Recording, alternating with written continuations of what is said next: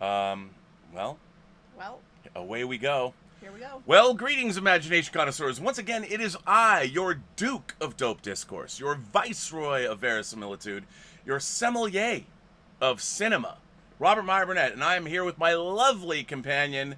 Who are you? Elizabeth Gwendolyn Bell. And what are you? What am I? Oh, I'm the ace. And what is the ace? The arbiter of cinematic The excellence. arbiter of cinematic excellence. And what is this? This is whining about movies. Elizabeth's. Elizabeth's whining about movies. It's episode 24. 24. We can sort of mark our time in quarantine by how many episodes of this show there are. Yeah, totally. That's 24 insane. episodes. 24. That's a lot. That is a lot. That means that's like a year or a week, a month and a half of our lives. That's a lot of movies and a lot of talking. And a lot of wine. And a lot Speaking of wine, Man, I need some wine tonight. yeah, we both need some wine tonight. I can. Oh, let's see. What do we got here? I think we got a nice chilled. Chilled. It was a hot day today, 97 degrees. A Sauvignon Blanc, Wildwood Vineyards from Sonoma. There we go, ladies and gentlemen. I always feel kind of like I'm cheating if there's a twist off. Nah. How do you feel about twist offs? I like them. They're easy. But don't they feel They kind of... get you to the wine quicker. Oh, well, I can't argue with that. So a Cab Sauv, 13.7 alcohol content. There you go there for me, and that's for you, actually. This is for me. And this is an interesting movie. This is Tobe Hooper, the director of the Texas Chainsaw Massacre, the first of his 3-picture deal with Canon Films, 1985's Life Force. Life Force. Shall we drink to Tobe Hooper and Life Force? Yes, let's. All right.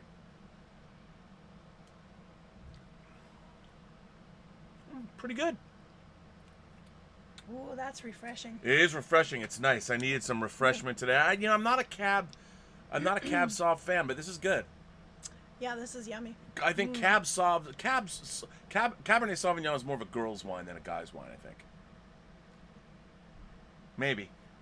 Just. All right, so Elizabeth, had you ever seen Life Force before? No, I had not. There's 2 versions of this movie. Okay. There's a cut down version of this movie that I think it was TriStar made. Uh-huh. And then this is the longer, the international version of the movie that was included on the Shout Factory Blu-ray of Life Force. And strangely enough, I remembered that I actually worked on this Blu-ray. At the end, you were like, "Oh wait, I worked on this Blu-ray." I did. I interviewed. You're just telling me now? I even have a big credit on the Tobe. I interviewed Tobe Hooper, the director. That is crazy that you didn't remember. But I think this movie is monumentally goofy, but I really like it. I especially like the longer version. There's more of Henry Mancini's score. In the American version, Michael Kamen rescored some of it, which I didn't really like. Okay. So, what is this movie about? Do you know? This movie. Okay, so we're talking space vampires. Based on the book Space Vampires, the mid-'70s book by Colin Wilson. Yes. Mind-blowing. Mind-blowing? Mind-blowing. Did you know vampires were from space? Well, no. But this movie posits that indeed vampires are from space. They are from space. They're aliens. Vampires are aliens. Vampires are aliens. And they visited Earth numerous times. Yes. And they became the basis of the vampire myth. Yes. According to this film. This answers all my questions about vampires. I know. And I think all vampires should look like naked ballerinas that are French. Naked ballerinas. Mathilde May. Is she French? She is French. She's a French ballerina. Of course she is. Who has some pretty perfect boobs. Yeah. So they show her completely nude. Well, first of all, let's not get ahead of ourselves. What is this movie about? Okay, so this movie starts off with a voyage to Halley's Comet. Mm-hmm. And it's a British-American joint mission. Right. And they're going to study Halley's Comet. Can go see what's up. So they get there and they get some kind of signal from inside the comet.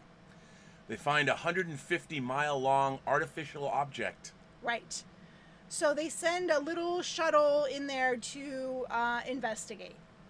So they go in there and they find these huge bat creatures that are like petrified. They're like hollow inside. Desiccated. Dead. Yes. Dead. And then they find a spaceship that looks like an umbrella. Well, it hasn't. No, the umbrella hasn't unfurled yet, and it's as Well, Tobe they Hooper. mention it when they're in the comic. Well, yeah, they did. It's true. When they're inside the ship, once they're in there, their presence is the ship recognizes their presence and starts to unfurl. Okay. And also, it should be noted that director Tobe Hooper said that he didn't want this to look like it was H.R. Giger. It wouldn't look H.R. Giger-esque from Alien. He wanted it to look more like a Gothic cathedral in space. Right. A giant umbrella. That'll Giant do. umbrella. Okay, so they go inside that ship and they discover these 3 human-like bodies, perfect bodies, I might add, naked in these crystal coffins. Yes. And they're like, what the hell? There's humanoids out here. There's desiccated bats and 3 humanoids. Yeah, so they're freaking out. And they're like, well, let's take them with us so we can figure out what this is all about. Because that's smart. Yeah. And they take 1 bat creature, too. They take a bat creature. So they take this all onto their ship. And then... Well, then it cuts to 30 days later. Yes. And now it's like the control is like, why haven't they responded? They're on course to coming back, but they haven't responded. They're a little bit off course. Well, now we meet our other characters at the European Space Agency. Right. So you have a silver fox. Frank Finlay as Dr. Falata. With his white hair. Yes. And they are wondering why they have not responded. And so then they decide they need to figure out what's going on. So they send off another shuttle to meet up with them. Yeah, well, after 30 days, the Churchill, that's what is it's in called. orbit around the Earth. It's come back to Earth after 30 days, and they send the Columbia up. Okay. The Space Shuttle Columbia. So they send this other space shuttle up, then they dock with it, and they go onto the ship, and it is completely burnt on the inside. Something bad has happened on the Churchill since we last saw it. Something bad. Everything is burnt. The crew is burnt. And then they discover the crystal coffins with these 3 perfect humanoids. That are still preserved perfectly. Yes, not touched at all by the fire. And we also know that whatever's going on, like Steve Railsback, who starred in our previous movie, The Stuntman, plays the captain of the Churchill. And he says when he was in the... That's why I recognized him. Yes. He's the stuntman. He's the stuntman. He's a stuntman, and he was saying something was affecting him, and even the astronauts that come in from the Columbia are being affected. Something like these 3 humanoids, we know they're all bad. Well, we know something's up. Something's bad. Because how can there be 3 perfect humans in Halley's space Comet? Yeah. In a crystal coffin. Yeah. So what happens? They bring the coffins to Earth. And they take them to the Research Space Center and have them in these rooms. And they're being examined by the doctors. They want to examine them, and they're deciding if they should do autopsies because they're not even sure they're alive or dead or what. Or even human. Right. Well, right. How could they be human? And as they're leaving, one of the doctors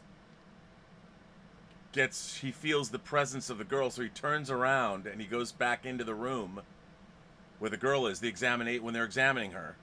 Yeah. And then she wakes up. Right. Her eyes open, and she sits up. And there's the great shot where the greatest boobage in cinema history wakes up and turns and looks at the doctor, and what happens? Wait, but that's not what happens. Yeah, she kisses this guy. No, like this is like at night. One of the guards goes in there. No, that was later. Oh, that was later. That was later. Oh.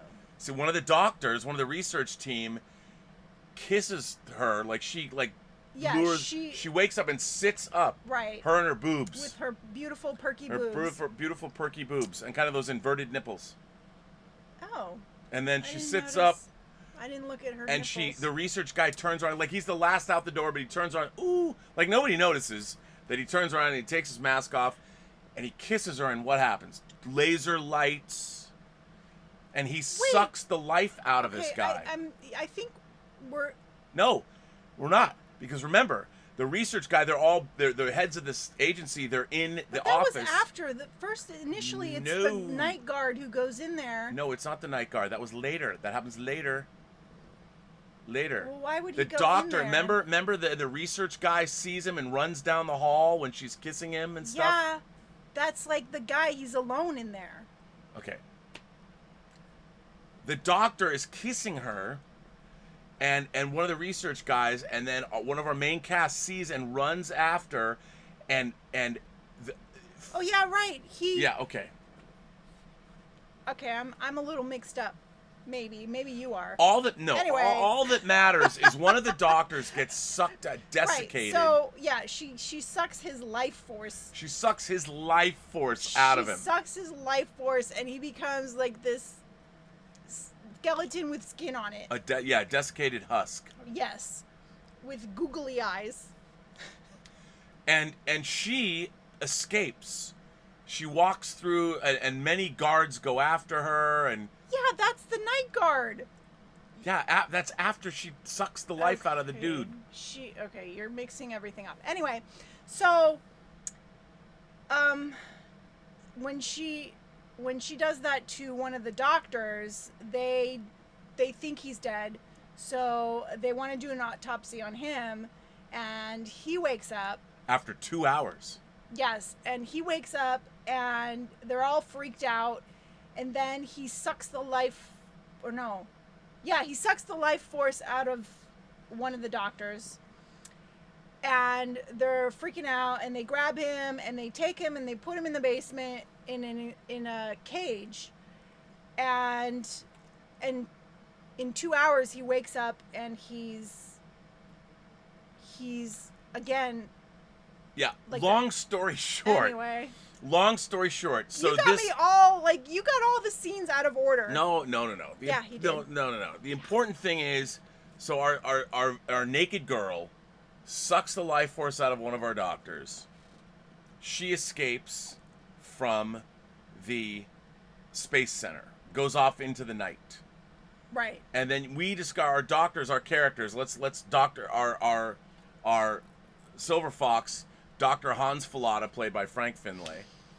And then we've got Michael Gothard as Leonard Bukowski. And Aubrey Morris as Sir Percy Hazeltine, who's working for the government.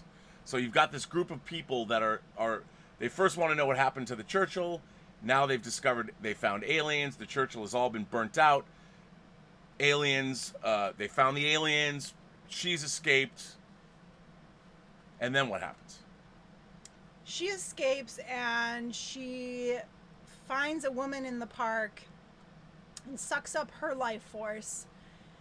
And then they're like, oh shit, what are we going to do? And then what happens? They find Steve Railsback. Right, that's right. So he's in Texas. Yes. His space capsule lands in Texas, of all places. Yeah, so he got into a little escape pod when he was on the ship, and he launched himself, and he ended up landing in Texas. And probably took him as long to get back to Earth as the Churchill did. Yeah. And so they go and find him, and they're like, what the fuck, dude? Yeah, what's going on, man? What's happening? What is going on? And so he's like, well, I have this close connection. I have this sense of where she is. Well, he recounts the story of what happened to the crew. Right. And he says one guy destroyed the radio for no reason at all, and that this woman, this alien woman was one by one draining the life force of all of his crew, but let him live for whatever reason. Right, and he didn't know what that reason was. And then he tried to burn up the ship and escape so these people would never get back to Earth. Right, he was trying to destroy the ship so that they wouldn't make it to Earth because they were evil. Because they were evil. No, that's about it. Yeah. And then, of course, Peter Firth, who plays Colonel Colin Kane. Peter Firth from the TV show MI6 here, or it's called Spooks in the United States, or in Britain. The show's called Spooks in Britain, but you couldn't call the show Spooks in the United States. It's called MI5 here. Well, I remember that show. Well, in Britain, it's called Spooks. The original show is called Spooks. Why Spooks? Because spies are called spooks. Oh. But in America, they figured, there's racial connotation, so they had to change the title of the show to MI5. But he plays Harry. He's awesome in that show. 10 seasons of that show and the movie. But he plays a younger version of that character working for the SAS. Right. He's so an SAS he's like colonel. a detective. He's trying to figure out what the hell is going on. There's aliens out in the streets now. This woman is sucking the life force, and they've discovered if you get your life force sucked out, 2 hours later you awaken, and you need to suck someone else's life force out. And once you're afflicted from this, you're basically screwed. You're screwed because you just need life force all the time. Every 2 hours. Yeah. And it's bad. It's bad. And if you don't get more life force, then you become ash. You explode. Well, the first guy didn't explode, which is weird because each person. Well, he did. He exploded once he's in the cellar. Remember, they put him in the jail cell. Then, when he doesn't get his life force fixed, he runs into the. And then he dies, and then he uses a light bulb to poke him, and then you see ash coming out of his. Well, that was later. But the first guy goes through the. Oh my God. He goes through the cellar door and explodes. Like he tries to get to the humans and blows up into ash. That's the second guy. But anyway. No, that's the first guy, the desiccated doctor. The first guy, one of them pokes it, and and then ash comes out. Oh yeah, you're right. Oh my God. Anyway. We might be getting the details wrong, but the thing is, you're getting the details wrong. The aliens are here. The two guys are shape-shifting, and she can the two guys shape-shift, but then she can.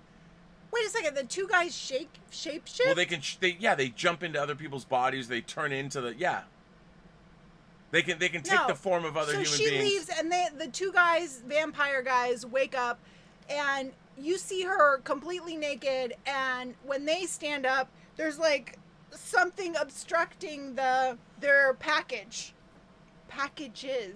Right, but I mean the two guys are still in the space center. I don't know, Elizabeth. I know there's not equal nudity in this movie. I don't know what to say. So anyway... They could have wrapped it up and put a little bow like Zardoz. Yeah, but you don't get to see Sean Connery's package either. No, but it's wrapped with a bow. Okay, it's wrapped with a bow. I understand that. I mean, this movie, by the way, it doesn't make a whole heck of a lot of sense. No, it doesn't, but it's hilarious. But a long story short, I mean, this woman escapes out into London while Peter Firth and Steve Railsback are trying to figure out what's happening. They're trying to find her and figure out what's happening. And they're following where she's going, and it leads them to an insane asylum. Right. And they go to this insane asylum, and who's the head doctor of the insane asylum? Who? Patrick Stewart. That's right. Patrick Stewart, and he's trying to be all normal and natural and Captain hanging out. Picard is the head of this. Wait, why was she after it? Picard? Well, she's not, but the infection is now propagating. And so the infection has made its way to this insane asylum, and Patrick Stewart wants to make everyone think, it's this serial killer that has it, but really it's him. Right, but they trick him. Well, right. They're like, yes, take us to the serial killer, because the one guy has that connection with Naked Girl. Yes. And so he has a sense right. They trick Patrick Stewart. This pedophile is not. And they find out he's been affected. You don't really know. It doesn't really make a lot of sense that she's made it this far and was able to get to this insane asylum. But you go with it anyway, because it's an insane asylum. It's a movie about because Renfield, vampirism. They're connected. I get it. Come on. But so what happens? I mean, Patrick Stewart, they try and talk.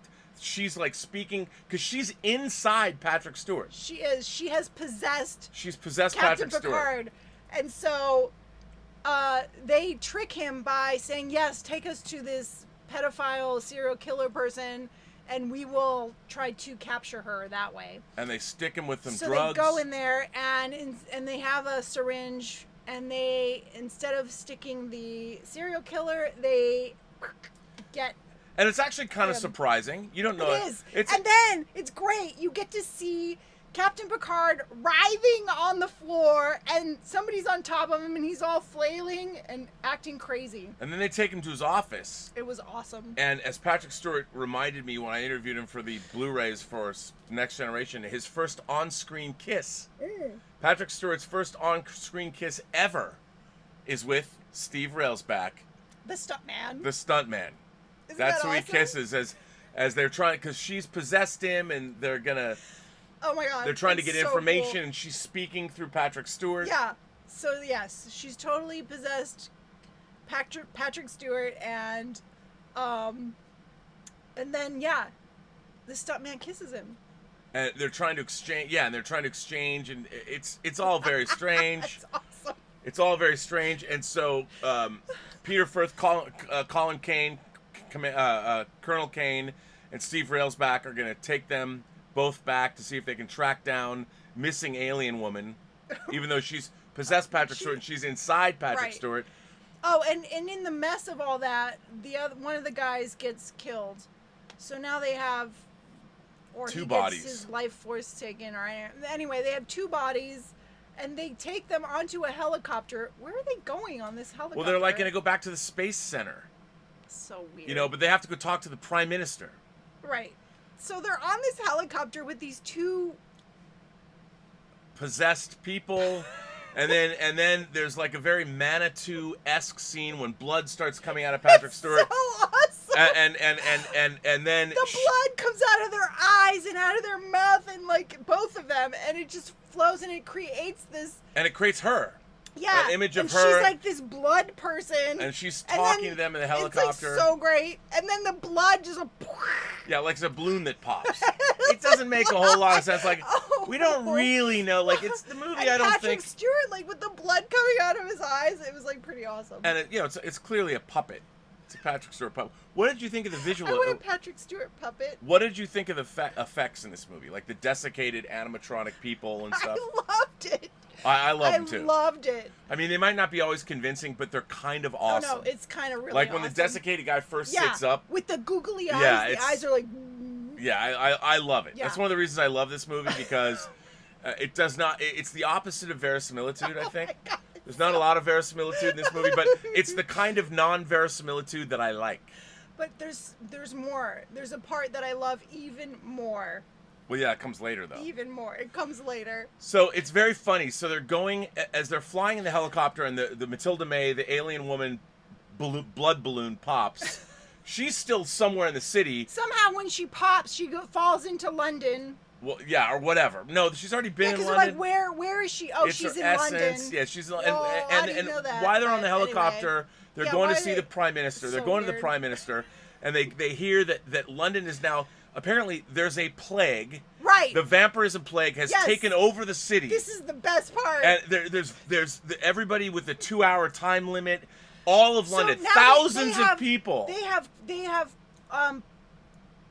invoked martial law. Martial law. And There's they have flames everywhere. They have closed the borders of London. Well, yeah, but we don't even know that yet. We just know that London's, and then they fly and they land to go see the Prime Minister. Yeah. And the Prime Minister comes out, and he's all like sweaty, and he goes to his secretary, Miss, what's her name? Oh, yeah. Can you come in here, Miss, please? Come here. And then they go behind this, like, screen or something. And it's Steve Railsback and the stuntman and Colonel Kane. They're like, what's going on? And they open up and they see the guy going, and there's like this silhouette behind this, like a tactical display or a map or something. You can see through it. And he grabs her, he's like, come here, Miss, my secretary. And come here, baby. And it's great because there's these laser effects whenever.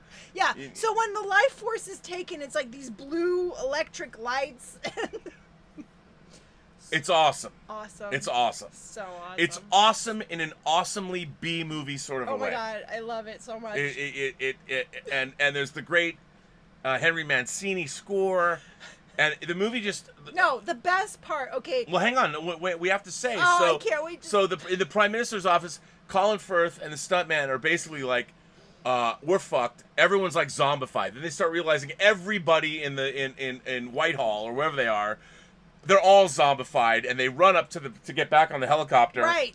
And they're being chased. They're being chased. Like, suddenly the entire these zombies. government building is zombified. So that's the best part is not only are they vampires, but they are zombies. They're zombie vampires. Vampires.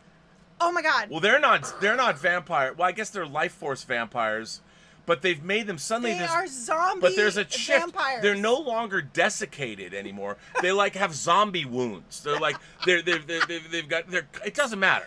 Because at this point, the movie is completely, whatever rails it was on, whatever Steve rails back the movie was on, it's off the rails back.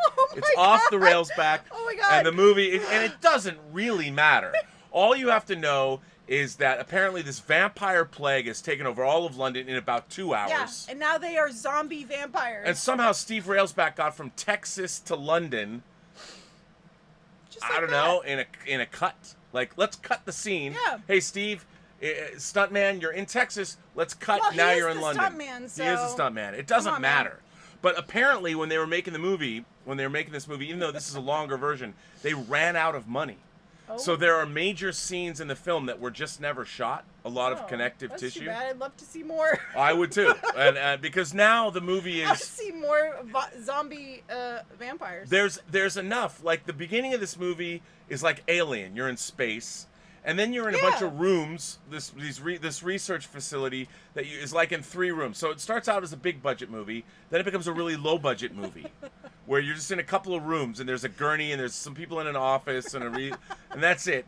And then you get to see these great miniature shots of London exploding and all that. So it goes from being a high budget movie. The zombies that are running after you and you don't really know. And they're either trying to eat you or they're sucking your life force. They're kind of doing both. They want to suck your life force. They're kind of, yes. And we kind of know, like there's the rules. The rules don't matter a whole hell of a lot.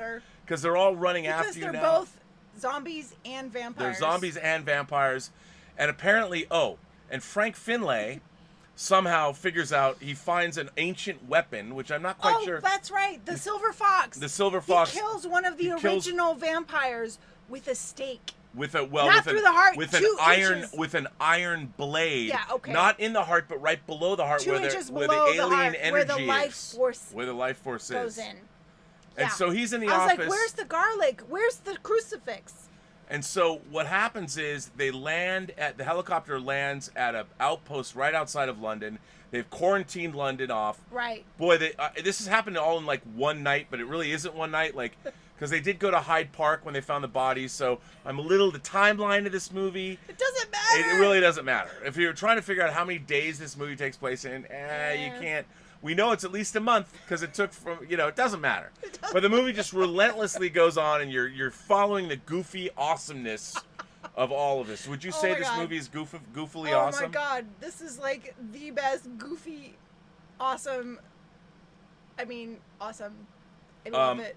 Yeah, and so goofy awesomeness, and so the helicopter lands at this military base. Yes. And Steve Railsback knows that Matilda May, Naked Girl, is in London, and he knows where she is. He has a connection with her. And so she's at the Citadel, and apparently all of the life force of everybody is being sucked out of people. Oh right, no, because of the one guy. Right. No.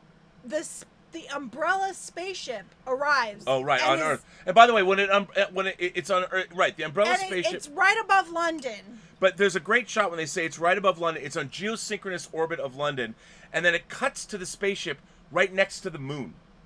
I mean, you could say it's just artistic, but it's literally right next to the moon. You're like, this isn't really in geosynchronous, but it doesn't matter, so you go with it. It doesn't matter. It doesn't matter. It really doesn't matter. No, it really doesn't matter. The Umbrella spaceship is right above London, next to the moon. The 150 mile long to create the right moon. To the vampirism, the imagery. Yeah, but on, man. So it really doesn't. I know it doesn't matter. It's about vampires and zombies. So Colin Firth has to go to Falada to get the iron bar, the iron stake. So he goes to find him, and Steve Railsback goes into London to find naked Matilda May, who he's obsessed calling with. Her, and of course, calling him. Yeah, she's calling him, and of course, she's in a cathedral in the crypt. Yeah, in the crypt of the on cathedral. top of like a crypt, a grave. And now she's got clothes And on. the whole movie she's naked. She's got nothing on. And now she has a white robe. She has a white robe, and you're like, Where where'd did she get that? Cheers to And that. I have no idea. Like, you've been naked the whole time, but The whole sometime time. did that happen when she was walking through the streets of London? Like somebody came and said, Right? "Here, baby, I was why don't you thinking have?" of that too. Like, where did she get that? And it it's wasn't still- even like it's a dress. still- It was a robe. It's still like La Perla lingerie. It's not like it's like sticking to her body. You can still see her boobs. It's like, it's not why like. bother? I mean, this is some straight up La Perla awesome undergarments that is still accentuating her perfect boobs that she somehow picked up somewhere. Yeah. And in the meantime, so Steve Railsback finally comes to the Yes, she summons him and he and comes. and the remaining vampire dude, all of the life he's force. in front of the cathedral. And they don't really explain this. the but really handsome one. When the people Which don't get he's their wearing a suit at this point. It's like, and at the thing is, they don't explain this. Right. If you don't get your life force like in 2 hours, it explodes out of you. Right. And he's filtering. He's like the filter at the front of the cathedral. Right. And he's sending everybody's life all force the into energy's her. going up. And it's into shooting this- up out of the cathedral. So it doesn't Right. matter where you are. Like, where are they? Oh, they're at that giant blue energy thing that's shooting you up. can totally find them because it's just this beam of blue. And they don't really explain. Like They every don't explain every how human every person in soul is. London is being sucked. Well, I guess once their spaceship came and was settled Right. over London, then it was like sucking up everybody's life But how does force. that deal with the? Except how come the detective guy and stuntman weren't being Well, sucked? you have to have your life force taken from you, and then after 2 hours, they don't really explain it. They don't. That doesn't make sense. That was one of the missing scenes But they couldn't anyway. shoot. It doesn't matter. So then, at this point, it really doesn't so matter. then Colonel Kane gets back to the Space Research Center and finds Silver Fox. Right. Silver Fox, who had put a stake through one of the vampires. And then he starts giving a speech about what happens and Yeah, tries he to looks ask. weird already. His eyes are like very And then weird. he's in the shadows. He's looking out the window Yeah, at and he's this like, London. And then he comes out and you realize, oh, Yeah, he might have killed that dude, but not before he himself is- had the life force sucked out of him. He is vampirized. He's vampirized. So much for Silver Fox. Aw, the but- Silver Fox, damn it. But then Colonel Kane gets the weapon and he has to get to the cathedral. But first he kills Silver Fox and then this was so creepy. Silver Fox has this creepy look on his face. He's like, oh, now I get to join them. And his life force goes. Gets sucked out and you're like, what is the actual methodology? Like in the movie Alien, we understand the life cycle of the xenomorph. We get it. It makes sense. You're like this peak verisimilitude. This movie is the opposite of that.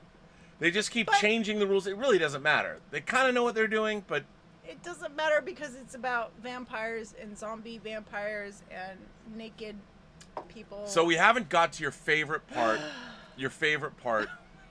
of the movie yet. So Colonel Kane takes the weapon, the iron weapon. He does. He's going to go to the Citadel and presumably give it to Steve. He doesn't know Steve Railsback's there. He's looking. He hope he is, but maybe. Well, because no, Silver Fox told him that she's at the cathedral. All right, that's right. So that's where he's going. So he's he going heads there. over there, and at the door of the cathedral, He is sees the dude. the perfect, gorgeous vampire man. Unfortunately, he's wearing a suit. Like, what the hell? Okay, anyway, he's wearing a suit, and he's like, what does he say? His line is so creepy. His line's the best line. He goes, I don't remember, but it's in his deep voice, he's like, but it's like a normal voice. He's like come over here. It'll be much less scary if you just come over here. Yeah. It's or terror or whatever he says, and you love that line, but like, that's not what you thought was the best part. The best part was when Colonel Kane gets up with the iron thing and runs up the stairs and impales him. And when you get impaled, Yes. the life force turns from blue to red, It turns to red, but and then he but gets every time these things happen, something different happens. something totally different And happens. it's like, okay, how come the first vampire But this the didn't happen alien's to? true But form anyway, is revealed, and yes, that was your favorite his part. true form, and he's like this massive. It's awesome. The desiccated, ginormous vampire bat. and it's like this vampire bat practical puppet thing, and Oh it's my awesome. god! I was like, oh my god! You actually yelped. You I actually did, yelped. I was like- You thought that was the most awesome thing. You were laughing. You're like, this is the best thing ever. And he unfurls his wings and he turns and goes. He's a vampire bat. Yeah, an alien vampire bat. Yeah, that was like so cool. And you were like, that was the best. You yelped. You exclaimed. I was like, in the this 24 is so films awesome. we've watched, that was the only time you went, oh my God, that's awesome. You love that.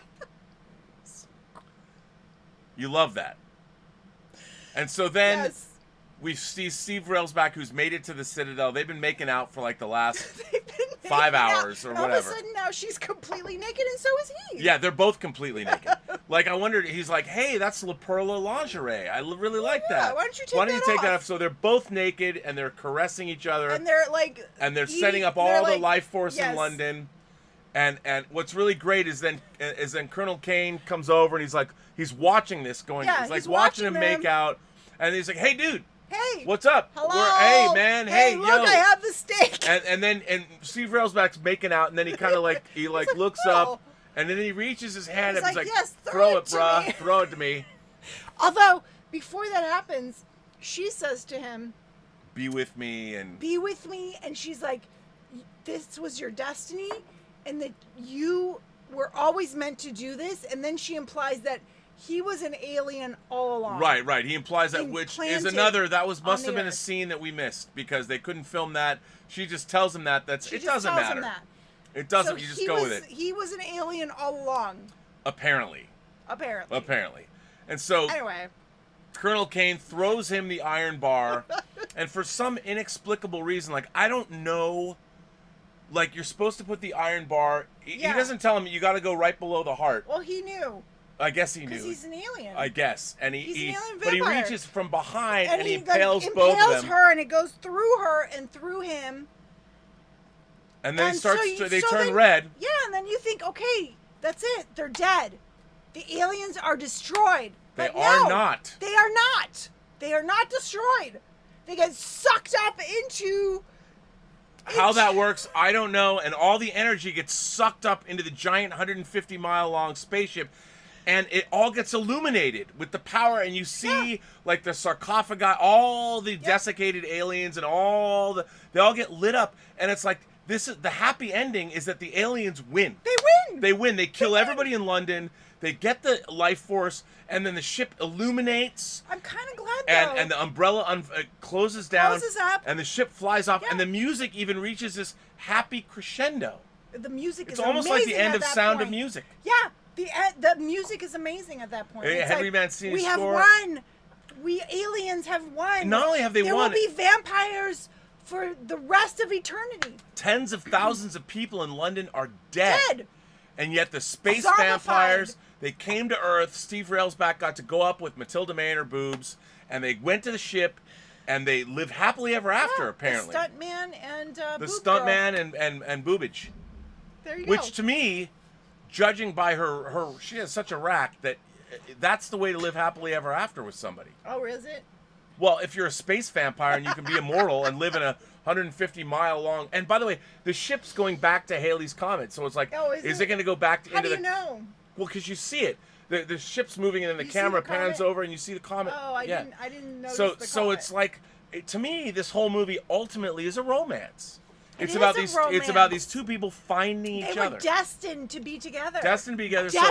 So despite the human death toll, kind of like now, it doesn't really matter as long as we reopen the economy. As long as the space vampires are happy. Are destined. Their love survives. So would you say this is an optimistic, romantic movie about alien space vampires? Well. From the perspective of the space vampire, yes, this is a happy ending. I think it's a happy ending too. So let me ask you: this took us a long time. This is our longest. What did you think of this movie? We did go a long time. What did you think of this movie? This movie was wacky and completely entertaining. I find it entertaining as well. If you go into its nonsensical, it's weird. I mean, nothing about this movie. This movie does not play like a regular movie. It plays like it's just bonkers. It's very bonkers and fun. It is fun. It's fun. It is fun. It made me feel like I was 10. If I was 10 years old, this movie would have been the best movie I've ever seen in my life. Especially with the boobies. Well, the boobies are, amazing. Yeah. Yeah, this was fun. So you liked it? I liked it. Well, you said you wanted to watch something crazy after The Elephant Man. I did. I was like, The Elephant Man was so heart-wrenching and serious. It was like, let's watch something goofy. Was this goofy enough for you? This was so goofy. So this movie's 35 years old. What did you think of, like... I mean, on one hand, this is the most expensive movie Canon Films ever made. It's $24 million. Whoa. It doesn't look like it cost $24 million. That's crazy. I think it was made in 84, so half the crew was snorting enormous amounts of cocaine. That's where all the money went. When they made this. I mean, this movie feels to me like it's a cocaine fever dream. Yes, that makes a lot of sense. And, you know, if they didn't get to shoot a lot of scenes... Didn't matter. Didn't matter. You know, there really, were zombies and vampires and vampire love and destiny. And, I know.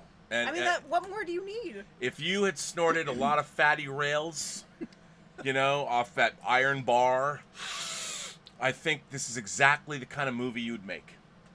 I think this is a product of its time, and never will there be another movie like this. And it was inspired by the Quatermass movies that I've talked about on Robservations. And I think it was based off a book. Well, it was. Did you read the book? I have. I read the book later. I have the book. Is the book as wacky? No, the book is not as wacky. And I'll tell you something. I once read that Colin Wilson, a friend of his, another author, had a movie that was made of his book, and the author said it's the worst movie ever made. Colin Wilson, who wrote The Space Vampires. I don't know if it's the worst. Well, no, Colin said that of this movie, nope, I've got you beat. The author of the book thought this movie was the worst movie ever. Hated it. Hated the movie. Hey, if I'd written the story and I saw this movie, I would be pretty pissed. You know what? If I wrote a book called Space Vampires and somebody turned it into a movie, I would say that was a victory. He explained like where vampires came from. I never knew. Vampires are aliens. Vampires are aliens. Apparently they are. They're aliens. We have letters, Elizabeth. Okay. We have letters. We got some letters here. That's awesome. Tim Davies writes, "Greetings, Robberino. Watching the Whining About Movies episode about the Elephant Man got me thinking. Time to bust out the tissues because I'm about to lay down a comprehensive list of every time I've cried in a movie or TV show. Yes. Don't worry, though, because I'm some sort of emotionless automaton, and the comprehensive list consists of 4 entries. Number 1, Star Trek II, The Wrath of Khan. All right. Yes, I know. Starting off with an easy one. Same as you, it's not the actual death of Spock that does it. It's the break in Kirk's voice when he delivers the last line of Spock's eulogy. It's true. Number 2, also a Star Trek one. I wasn't going to be a bit vague with this one just in case Willow hasn't got to the end of Season 1 of DS9 yet. The episode is Duet. That's the penultimate episode of Season 1 of Deep Space Nine. The moment where the motivation behind the events of that episode comes out, I lose it every time. That's not a movie, brah. That's an episode of a TV show. Well, he said TV I shows know. too. Number 3, Kiki's Delivery Service. Oh. Yes, you read that correctly. Don't judge me. Now, to be clear, I'm talking about the Japanese audio version. That's very important. During the film, Kiki loses her magic powers. One of the things she loses is the ability to talk to Gigi, her cat. At the end of the film, she gets her powers back, but never regains the ability to talk with Gigi. Aww. There's something about her greeting Gigi and receiving nothing but a meow in return that kills me. Why they changed this for the English version, I have no idea, because we in England are less advanced, or in America are less advanced than the Japanese. Yeah. Number 4, Akira. Ooh. Yes, Kurosawa's Akira. Yes, a bit cliched, but the scene of a terminally ill Watanabe who finally decides to start living just as he finds out he's dying, sitting in the playground he was responsible for building, swinging on a swing set in the snow, singing to himself, hits me right in the feels. That's actually good. So that's it. I'd be very interested to hear if any of those are in yours or the Post-Geek Singularities list. Until next time, it's Groucho time. No man goes before his time unless the boss leaves early. Lates, Tim, this Timbula the Spider Monkey, your friendly neighborhood Spider Monkey. Akira does bring a tear to my eye. Kiki's Delivery Service, I never thought of it that way, but that's very interesting. Yeah, that's... All right, Tim. Yeah. That's good. I mean... Those are good ones. This next one comes from Twin Flicks. This one is directed to Elizabeth, Okay. or as me and my brother Paul have come to know her, as the Enchantress of Entertainment. I got another name. You have another really the Ace or the Enchantress of Entertainment. Thank you. Are you the Enchantress of Entertainment? I am. We wanted to say what a pleasure it has been and is to grace us with your presence along with Rob. Well, thank you. To add your voice and opinions have been wonderful, and to see the two of you converse about our favorite subject, movies. Aw. We continue to look forward to what you have to say. We are also following your Instagram account and love what you have been doing with your art. Well, it's thank very you. imaginative and wonderful to look at. Keep up the great work, and we lift a glass of wine to give a cheer to our beloved Enchantress of Entertainment, Paul and Simon Gilmore. Wow. Let's drink to the Enchantress of Entertainment. Thank you so much. Look at that. Aw, Look at that love, I'm babe. so touched. You got the love there. No one's calling me their Enchantress of Entertainment. You have tons of names. Don't even be jealous. I'm Come not on, man. jealous. I'm Come just on. saying. Come on, I have 2 names. Come on, man. Come on, man. We got people sending stuff in to us. Hang on. Here we go. Let's see what you guys are saying. Paul Gilmore sends in a tip and says, I just watched a film I've always wanted to see and finally did. 1980s Maniac, and Tom Savini worked his magic beautifully. The exploding head. I also thought the ending was very creative. What's your thoughts on it? Maniac was the second bootleg movie I ever owned on VHS. Caroline Munro, Joe Spinell. It was Joe Spinell's passion project. It's a really, really, really deeply fucked up movie. And I mean, it is sleazy and lurid and very New York. And it is very disturbing. It is about a man who scalps his victims. Oh. And he puts the scalps on these mannequins he has. It's really... Oh. It is really something. Oh, yeah. And I don't know if the likes of that movie could ever be made today. I don't know. But it is quite something, and the effects are amazing. The gunshot, the head explosion, even tops Tom Savini's head explosion that he did for Dawn of the Dead. I think it's an amazing movie. Really, it's incredible. It's not something I would show.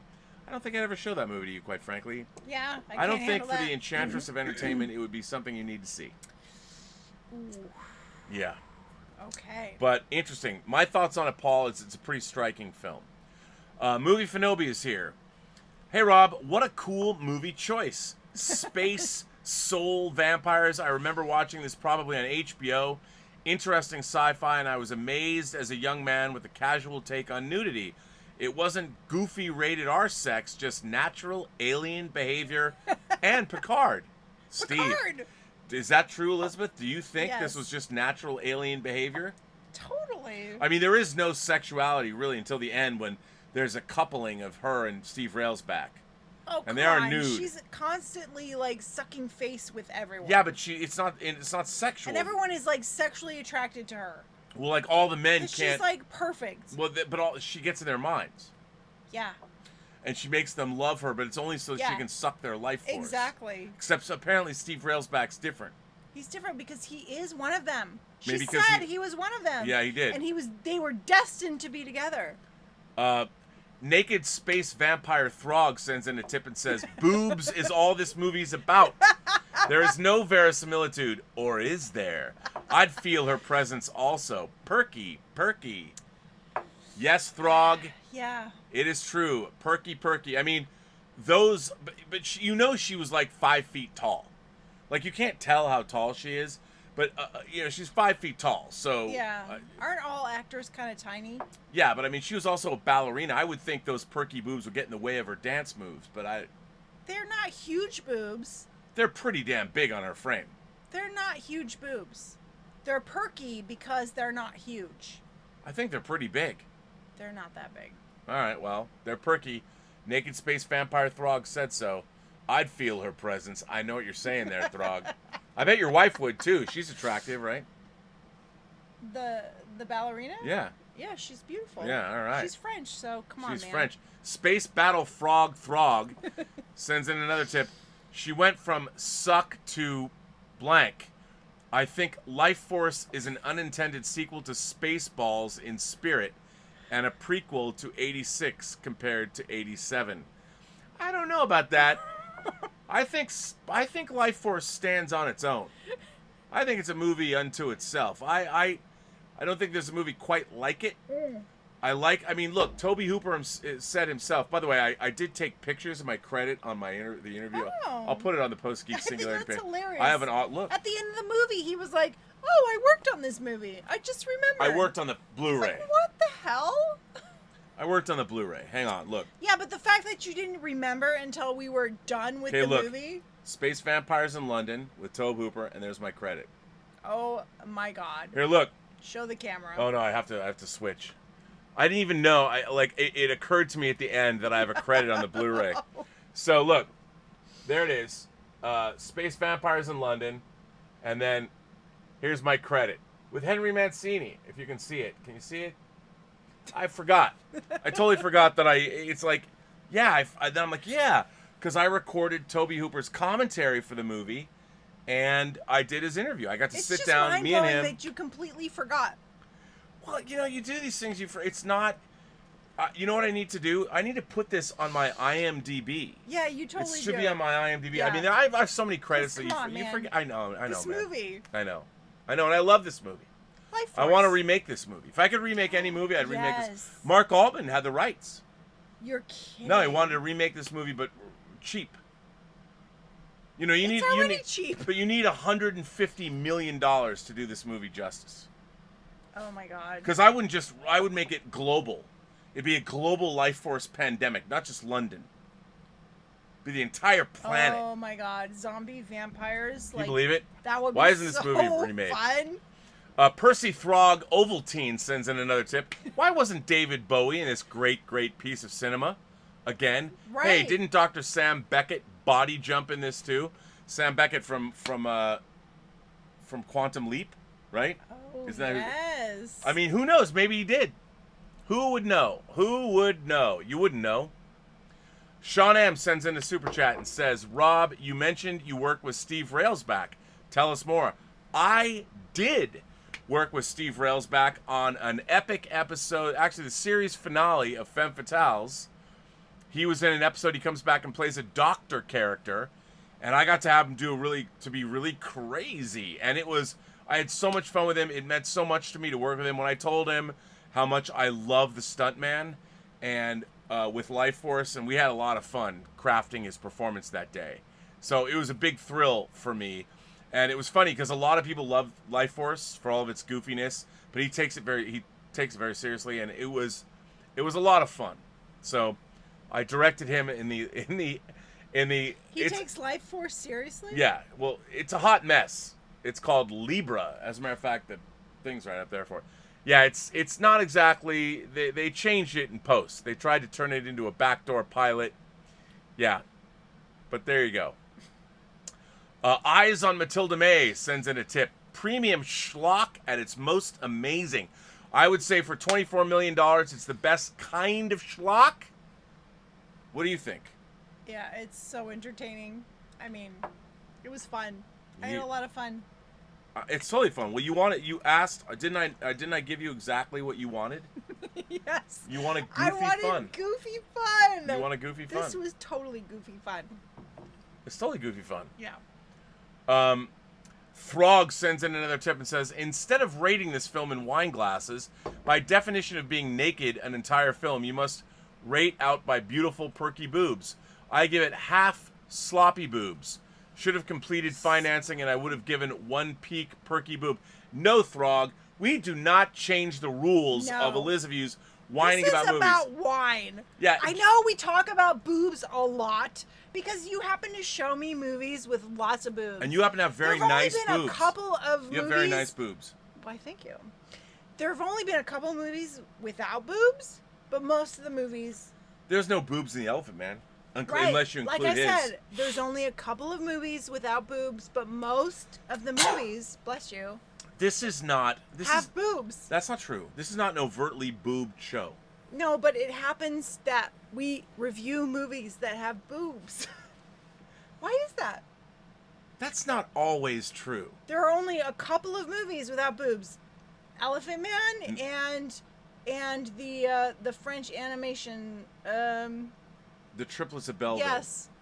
Those don't have... Oh, that There's one has boobs. boobs! I was gonna say there's saggy boobs in that There's movie. boobs in that movie. So wait, it was the Elephant Man and maybe just the Elephant Man. Everything else had boobs. I don't think that's true. La Dolce Vita, does La Dolce Vita have boobs? Yes, it has boobs. You're kidding me. Well, This is a boob show. What the hell? it's not a boob show. It's You not. tricked me into a boob show? I did not trick you into a boob show. This is not a boob show. This particular movie has probably the most gratuitous boobs of any movie ever made. We've seen so many movies with lots of boobs. And it's funny because they're very attractive boobs, but she's very beautiful, but it's not sexualized. She's just naked, like someone pointed out. Yeah, that's true, but the stuntman is extremely attracted to her. Yeah, but there's zombies in London. Like, yeah, this is not. vampire They're zombies. getting it on in the church, in the cathedral, while there's piles of bodies on the staircase. Yeah, and when they're kissing, it's like so weird. They're just like, Yeah, Steve Railsback does not bring his kissing finesse game to. The kissing is weird. It's not good. It doesn't. It's not. It's not good. I don't believe it. No, I don't believe. Well, she doesn't know how to kiss apparently. Apparently, and not. he certainly doesn't know how to kiss. So Yeah, the kissing is weird. And maybe all gross. that astronaut training didn't allow him to learn. You know, he was kind of a shut-in. It's about boobs. So. But so what else about this movie? Is there anything else about this movie that you'll take away from? It was thoroughly entertaining. I think it's thoroughly entertaining. For all of the I mean, John Dykstra did the visual effects in this film, and none of the visual effects are up to par. What I really like about this movie is my favorite thing about the visual effects about this movie is the Earth.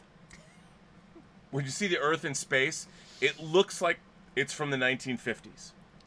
Yes. It's as convincing. I mean, now one of the things I most love in movies is how convincing space can be. Yeah. Like when you see the Earth from space, or like one of my favorite space shots ever is in Avatar. Yeah. When you first see the ship arriving at Pandora, I love that Weta, that look. The matte painting of Earth in this movie looks like they borrowed it from War of the Worlds. They're like, you know what? For $24 million? Yeah, Come it's like, on. you know what? We need to get the painting from War of the Worlds from You're 1953. Right. They were like snorting coke. This whole movie. They spent all the money on coke. Yeah, but that doesn't mean it wasn't fun. It was so fun. This movie is a total example of 80s bacchanalia. Yeah. I mean, at the same time, you know, you look at the behind-the-scenes footage, they were having a great time making this movie. Yeah. Everybody's having a great time. But the visual effects, there's some good visual effects in it, but for the most part, John Dykstra coming off of Star Wars and all that, this film, even the visual effects look like they came from the 50s and the 60s, and the laser lights completely laserium of the 70s. Half the time you expect Pink Floyd to start playing. Oh, I'm at Laserium at the Laserium show at the Griffith Park Observatory. Yeah, totally. This movie is just that. It's bonkers. It is bonkers. Total bonkers. Well, Elizabeth, that brings us to the end of our... Yes. The end of our time. Yes. So we have to rate this movie not based on boobs, but we will base it on our bottoms-up scale. And what is our bottoms-up scale? 1 glass to 4 glasses of wine. Why is it called that? Okay, so it's 1 to 4 because there are 4 glasses of wine in a bottle. Maybe it's the heat. I feel like I've been affected by this bottle of wine. This bottle of wine has been fantastic. It's a kick. It's a kick. But maybe it's all the talk of boobs. It's made me lightheaded. So on a scale of 1 to 4 glasses of wine, what would you give Tobe Hooper's 1985 $24 million Canon Masterstroke, Canon Films, what would you give this movie? How many glasses of wine, Elizabeth? This is hard because I was thoroughly entertained, but it is so goofy. I mean, we've seen films by Fellini in this movie. David Lynch, or in this show. David Lynch.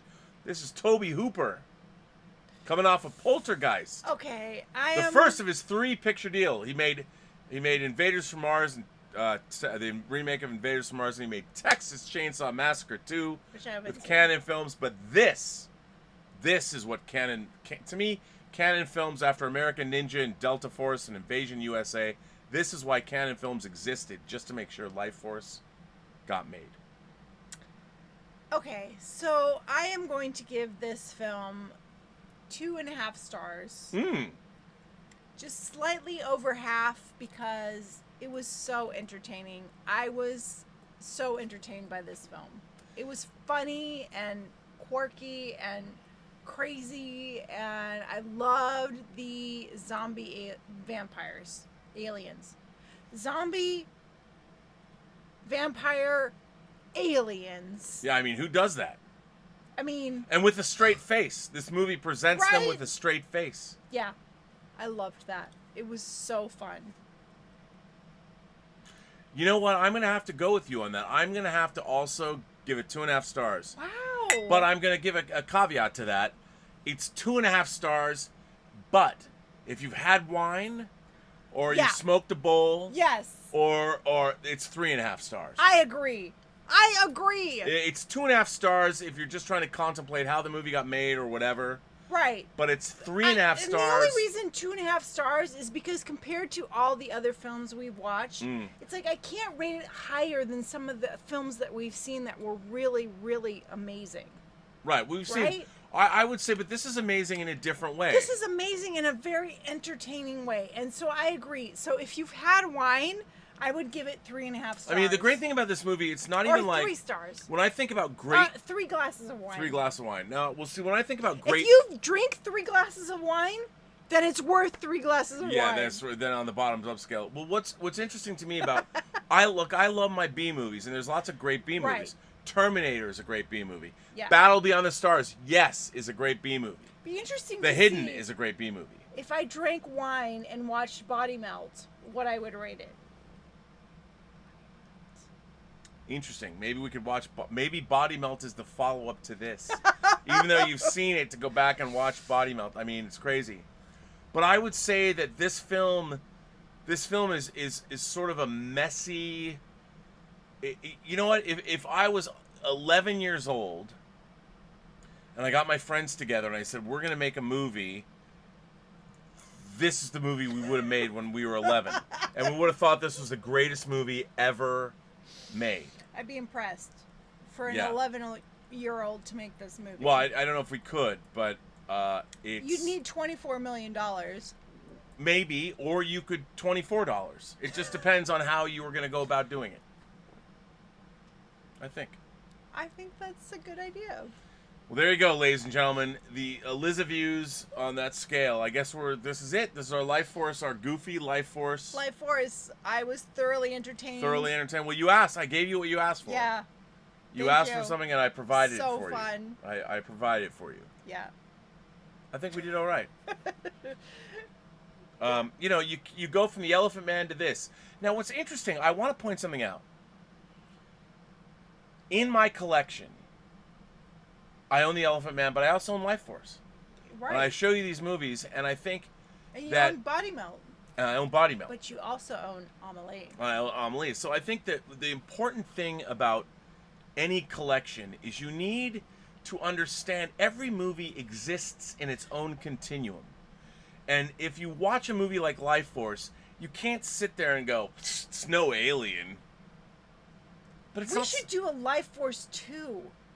That would be because the aliens survive and they're like, someone just stole the idea. It's just, someone's out there right now registering the title. Life Force 2.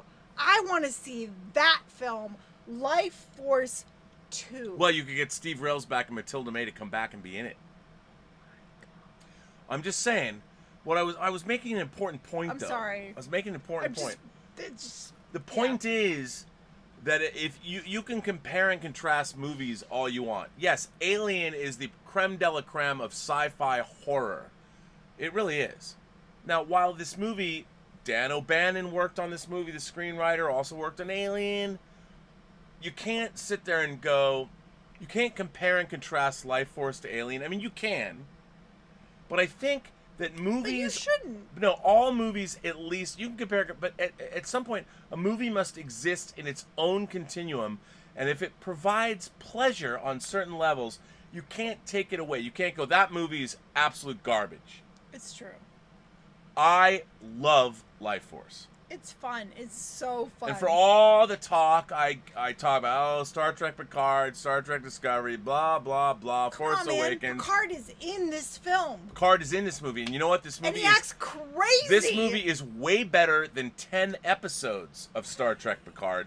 It has far more entertainment value in it, and Patrick Stewart has more interesting stuff to do, even though he's only in it for 5 minutes, and half the time he's in it, he's a puppet spewing blood. Yeah, it's so amazing. He's like possessed by an alien vampire. As a matter of fact, if the second if Picard was actually about that Life Force ship that's made it out there, because it is an alien vampire. Yeah, it's That better than would their be cool. warmed over synth So storyline. I stopped watching Picard after 3.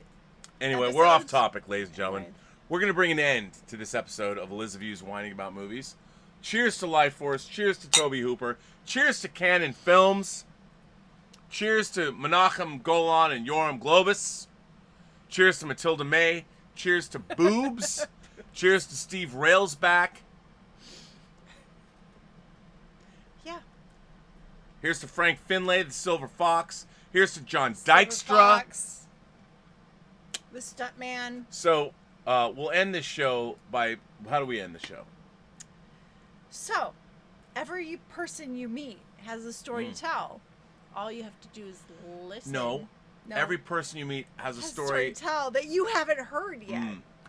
And all you have to do is listen. Unless, of course, you've lost your life force because Matilda May walked up to you with her boobs. with her boobs. I mean, you know. Yeah. If you saw her boobs, you would just totally give in. No, you give in because she gets in your mind. But yeah. You'd give in because you were staring at her boobs, and then she would steal your life force. She had a beautiful face, though. She did. Beautiful eyes. Great hair.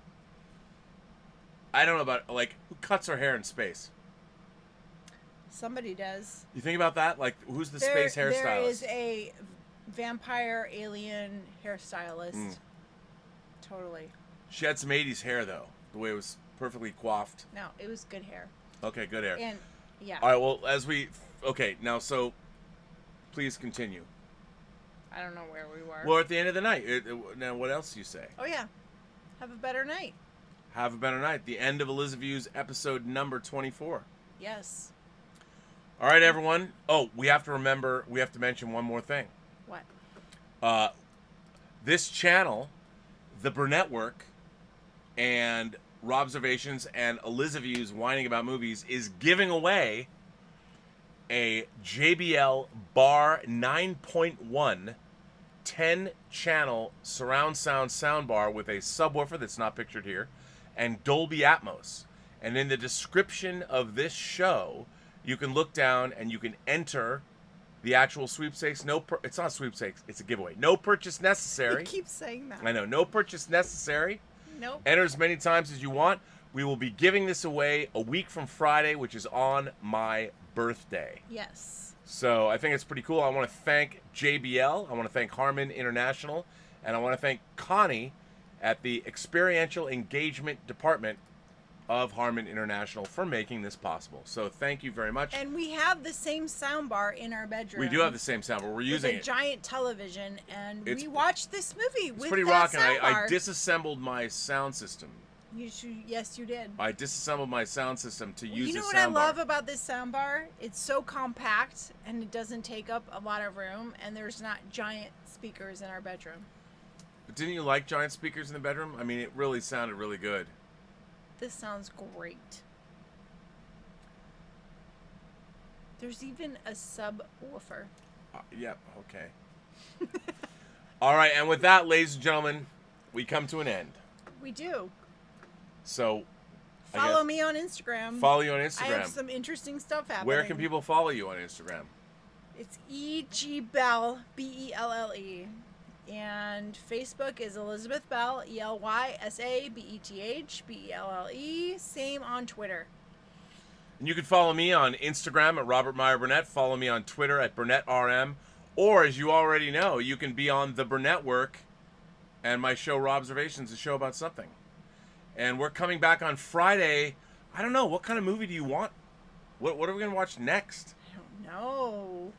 Well, you said you wanted something goofier and lighter than Elephant Man, but what might you want? Maybe something in between. Something in between. All right. Yeah. Well, Elephant Man and Life Force. I mean, we got to have something that, we went from viewer's choice. Can I pick something? No. You have to watch something you haven't seen. The whole premise of the show is that you haven't seen. But maybe it's something you haven't seen. There's nothing I haven't seen.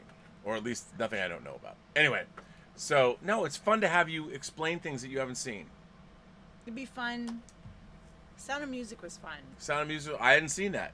Right. There you go. But you knew I'd seen it. It was good. It was fun. I like Sound of Music. Yeah. How do you feel that Robert Wise, after watching there was no boobs in Sound of Music? Oh, no. Well, you said there was boobs in all the movies you watched. There was That's no right. boobs. That was one of them. It was that one and Elephant Man. 2 movies without boobs. I think the show's become very self-indulgent right now. I think it's time we get off the show. Okay, let's get off. All right, ladies and gentlemen, thank you for being here. I will not be on the John Campea show tomorrow. I'll be back on Robservations, the show about something, and also my interview with David Goodman, the executive producer of The Orville and the current president, second term, of the Writers Guild of America, drops tomorrow. Very So cool. thank you very much. And as always, have a better night.